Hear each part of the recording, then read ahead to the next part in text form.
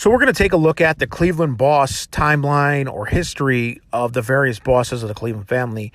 Now, it's not really clear exactly when this family started, but we know that Joe Lonardo was the first boss. And by 1920, he was certainly the boss. And he had almost a 7-year run. He was murdered on October 13th, 1927 by basically Salvatore Tordero, one of his subordinates, and the Perello brothers. And then Salvatore Tordero became the boss. And Sam Tordero, as they called him, was killed on June 11th, 1929, when Angelo Lonardo and Dominic Sosperito, along with Angelo Lonardo's mother, were in a vehicle, and his mother summoned Sam Tordero to the vehicle. And according to Angelo Lonardo, it was Lonardo who shot him, and they drove off. Him and Sosperito and the mother were all acquitted of the murder. And then Joe Perello took over. And he wasn't the boss very long, maybe like a year. He was killed on July 5th, 1930. And after him, it's possible that a gentleman took over to kind of ease the ship. His name was Dr. Joseph Romano, or Giuseppe Romano, who was murdered himself in 1936 by Angelo Lonardo, John DeMarco, and Milton Rockman. And we know this because Angelo Lonardo became a cooperating witness about 50 years later after the murder. And he said that Romano was a boss. I believe he worded it former boss when they killed him. So that means he wasn't the boss when he was killed in 1936, but he may have been the boss in 1930 to kind of ease the ship. And then Frank Milano, we know, took over, and he got a seat on the commission. And he was the boss from around 1930 or so to 1934 when he kind of left town. And he may have put Alfred Polizzi in as a acting boss, but by 1936, Alfred Polizzi was the boss of the family. And he got sentenced to prison, I think it was 1944 or so, for about a year. When he got out of prison for income tax evasion, he put John Scalish in charge, who was the acting boss while he was in prison. And Scalish had a big run from around 1944, 1945 to 1976.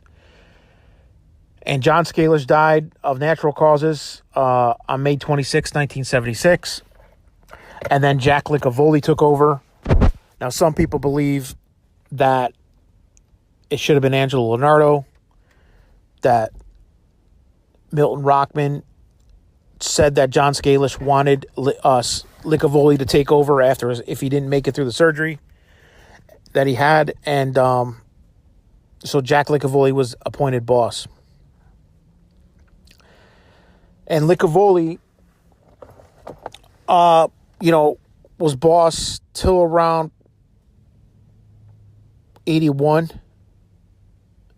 because he started being incarcerated around the early 80s. So he's still the official boss, but Angelo Lonardo basically became the acting boss of the family at that point.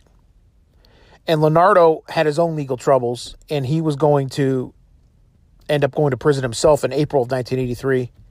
And John Trolione took over basically by the backing of the Genovese crime family in New York, who represents Cleveland on the commission. And he was really tight with Tony Salerno. So they put in Trolione as boss, basically to control Jackie Presser, who was basically all that they really needed with Cleveland at this point. The family was, decimated by indictments and cooperators. So John Trolione is put in charge. He immediately asserts himself to take over Jackie Presser. And his run as boss is from as acting boss in 83 to official boss in 1985 when Jack Licavoli finally passes away, to 91, May of 91 when he passed away. Had legal trouble in New York. He beat a case up there. He was indicted with Milton Rockman. And then he was indicted in Florida. He was indicted in Florida for, I believe it was gambling or loan sharking. He went to a meeting with an undercover biker to settle some kind of debt. And the guy was selling him like what appeared to be stolen jewels. And they basically caught John Corleone, the boss of the Cleveland Mafia, who lived in Florida, red-handed. It shows that he was not insulated at all. And he was heading to prison when he died in May of 91.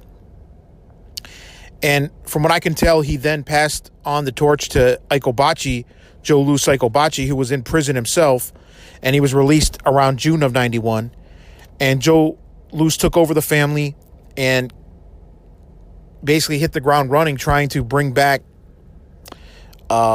everyone back into the fold. He was shaking down gambling operators, bookmaking operations, etc. And he got involved in a bank fraud scheme with Alfred Calabrese and a guy they met in prison named Paul Wiesenball. And Wiesenball, when approached by the FBI, decided to wear a wire on those guys, and he busted them all. And they were all indicted in 1995. And Luce got about 2 years in prison. He was released in 1997. Then he had some gambling operations that were busted up in the late 90s and early 2000s. And then he was awful quiet. He wasn't indicted in any of those cases. But for all intents and purposes, the family was pretty much, defunct of its former glory days. You had 2 confirmed made members in Russell Papalardo and Joe Luce Icobacci. And according to the FBI, Joe Luce was the recognized man in Cleveland. But there's only one made member left, and that's Russell Papalardo in 2025. So once Russell passes away, that will end the chapter of the Cleveland Mafia, and it will be for the history books.